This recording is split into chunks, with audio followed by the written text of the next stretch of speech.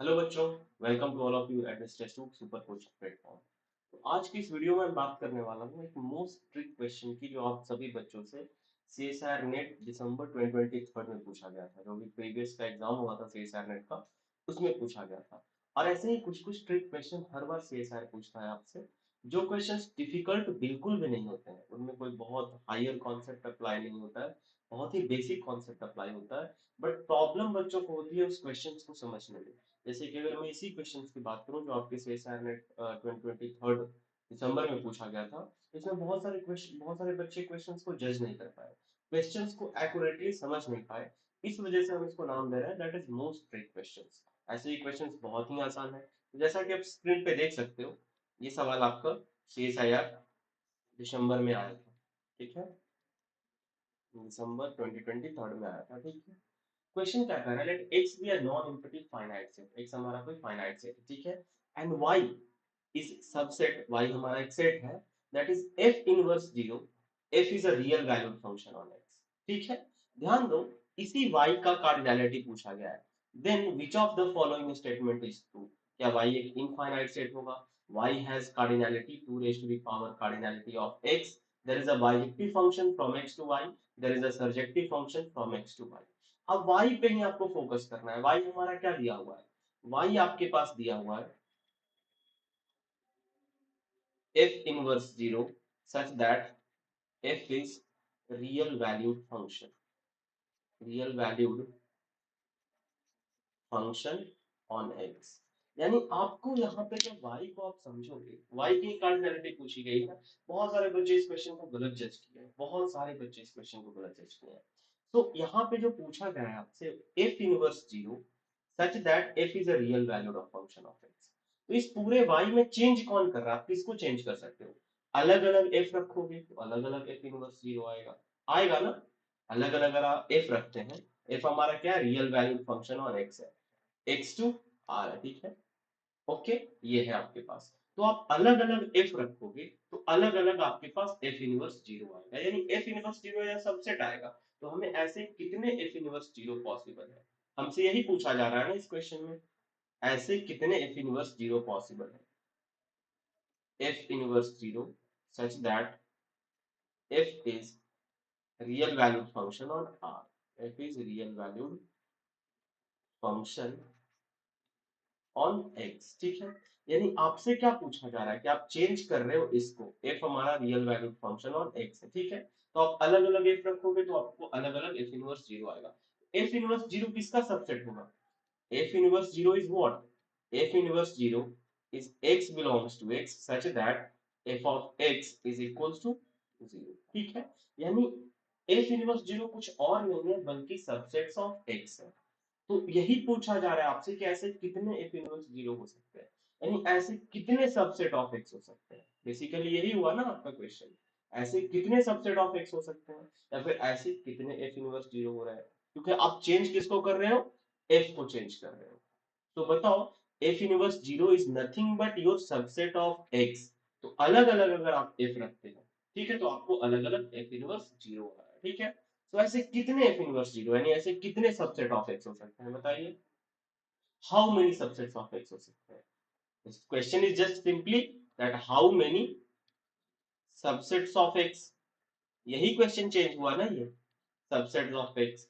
ऐसे कितने क्वेश्चंस, ऐसे कितने सबसेट्स हो सकते हैं एक्स के, क्योंकि अलग अलग सबसेट, जैसे कोई भी आप ले लो, कोई भी अगर मैं, तो ऐसे कितने सबसेट्स हो सकते हैं? तो ध्यान दो, आपके पास कितने सबसेट हो सकते हैं? 2 raise to the power cardinality of X हो सकते हैं, 2 raise to the power cardinality of X हो सकते हैं। ठीक है, इतना इतना ही हो सकता है ना। अभी मैं इसको एक छोटे से एग्जांपल से और क्लियर कर दूंगा। आंसर तो आपका आ गया। जैसे अगर आपके पास दिया हुआ है एक्स मेरा 1,2, एक्स हमारा दिया हुआ है 1,2, वाई हमारे पास क्या है?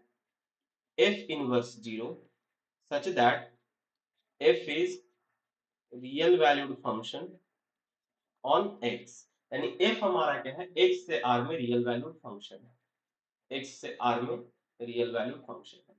तो क्या क्या पॉसिबिलिटी हो सकती है कि f X not equals to zero हो। अगर f X not equals to zero होगा, एक ऐसा फंक्शन हम बना सकते हो कि एफ ऑफ वन भी कहीं अलग मैप करे और एफ ऑफ टू भी कहीं अलग मैप करे, मतलब वो जीरो पे मैप ही ना करे। ऐसा हो सकता है ना function, f of X not equal to zero, जैसे एफ ऑफ वन हमारा क्या हो, कुछ 5 आ जाए, एफ ऑफ टू हमारे पास क्या आ जाए, वो भी 5 आ जाए, या कुछ अदर वैल्यूज आ जाए, तो ऐसे सिनेरियो में एफ इनवर्स जीरो कितना बनेगा, इंफिनिटी होगा, जब एफ एक्स हमारा जीरो के इक्वल ना होगा। ऐसा हो सकता है कि एफ वन हमारा क्या हो, जीरो के इक्वल हो, एफ इनवर्स ऑफ वन हमारा क्या बनेगा, वन बनेगा। ऐसा हो सकता है कि एफ ऑफ टू हमारा जीरो के इक्वल हो, एफ इनवर्स ऑफ टू किसके इक्वल हो सकता है, जीरो के। एफ इनवर्स ऑफ जीरो किसके इक्वल हो सकता है, टू के इक्वल हो सकता है। एफ इनवर्स ऑफ जीरो किसके इक्वल हो सकता है बच्चे, एफ इनवर्स ऑफ जीरो हमारा टू के इक्वल हो सकता है, एफ इनवर्स ऑफ जीरो हमारा वन के इक्वल हो सकता है। ऐसा हो सकता है कि आपका जो एफ वन और टू दोनों हो, एफ वन भी हमारा जीरो पे मैप करे फंक्शन में, एफ टू भी जीरो पे मैप करे, तो क्या होगा, एफ इनवर्स ऑफ जीरो क्या बनेगा, वन कॉमा टू। तो क्या बना, एक सेट ये बना, एक ये बना, एक ये बना और एक ये बना। यानी आप फंक्शन जब बना रहे हो एक्स टू आर, तो एक ऐसा फंक्शन आप बना सकते हैं ना कि एक्स का कोई भी एलिमेंट जीरो पे मैप नहीं करेगा। तो सच सिनेरियो में एफ इनवर्स जीरो हमारा क्या आएगा, इम्पटी सेट आएगा। ऐसा फंक्शन आप बना सकते हो कि एफ वन ही सिर्फ जीरो पे मैप करे, तो एफ वन अगर सिर्फ जीरो, तो वन ही अगर जीरो पे मैप कर रहा, तो एफ इनवर्स जीरो क्या आएगा, वन आएगा। बाकी टू हमारा कहीं पे भी मैप करे, लेकिन अगर वन जीरो पे मैप करेगा तो एफ इनवर्स जीरो क्या आएगा, वन आएगा।